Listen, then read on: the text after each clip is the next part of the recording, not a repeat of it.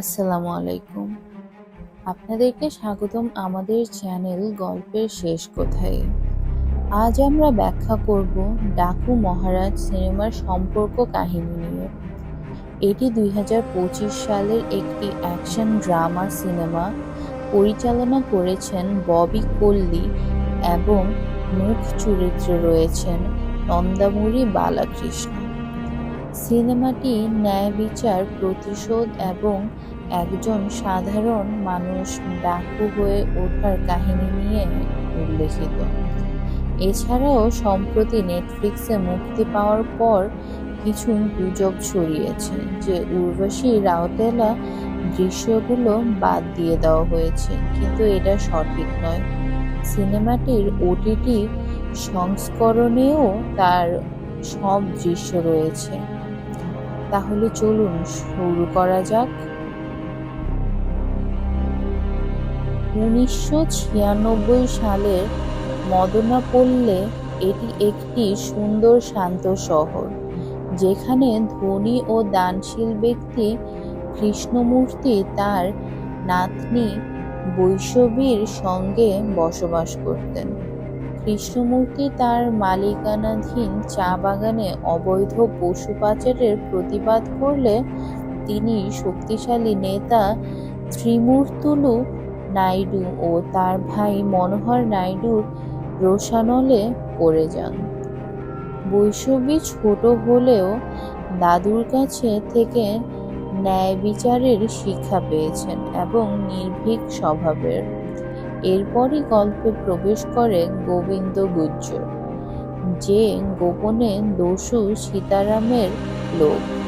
দস্যু সীতারাম হচ্ছে ডাকু মহারাজ। সীতারাম জেল থেকে পালিয়ে নানাজি নামে পরিচিত দিয়ে কৃষ্ণমূর্তির গাড়ি চালক হয়ে যায়।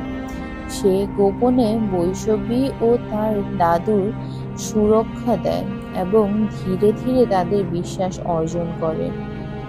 একদিন মনোহর নাইডু বৈষ্ণবীকে অপহরণ করতে গেলে নানাজি তাকে আটক করে নেয় এবং পুলিশকে সোপর্দ করে।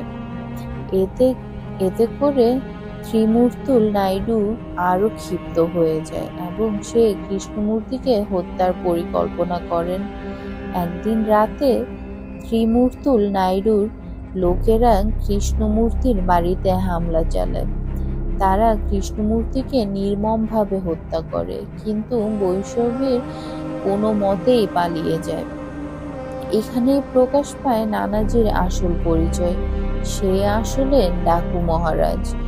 মহারাজ বৈষ্ণবীর নিজের পরিবারের মতো দেখে এবং প্রতিশোধ নেয়ার শপথ নেয়।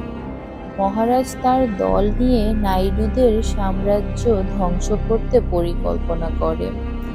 ধাপে ধাপে সে নাইডুর ব্যবসা ধ্বংস করতে থাকে, তাদের অস্ত্র মজুদ উড়িয়ে দেয়, অবৈধ ব্যবসা বন্ধ করে দেয় এবং তাদের ভয়ের মধ্যে রাখে। একের পর এক সে মনোহর নাইডুকে হত্যা করে এবং ত্রিমূর্তুলুকে জনসমক্ষে এনে তার অপরাধ প্রকাশ করে। শেষ পর্যন্ত মহারাজ নাইডুকে হত্যা করে এবং বৈষ্ণবীকে ন্যায় বিচার পাইয়ে দেয়। প্রতিশোধ নেওয়ার পর মহারাজ বুঝতে পারে সে সহিংসতা কখনোই সমাধান নয়।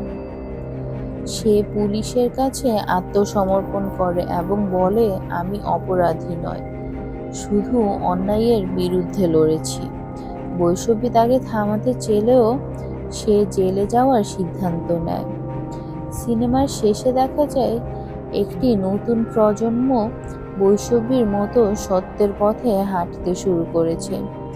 ডাকু মহারাজ শুধু একটি প্রতিশোধের গল্প নয়, এটি অন্যায়ের বিরুদ্ধে দাঁড়ানোর গল্প।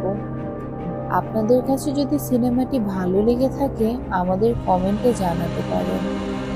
আরও এমন ব্যাখ্যা পেতে চ্যানেলটিকে সাবস্ক্রাইব করতে ভুলবেন না। ধন্যবাদ আপনাদের সবাইকে।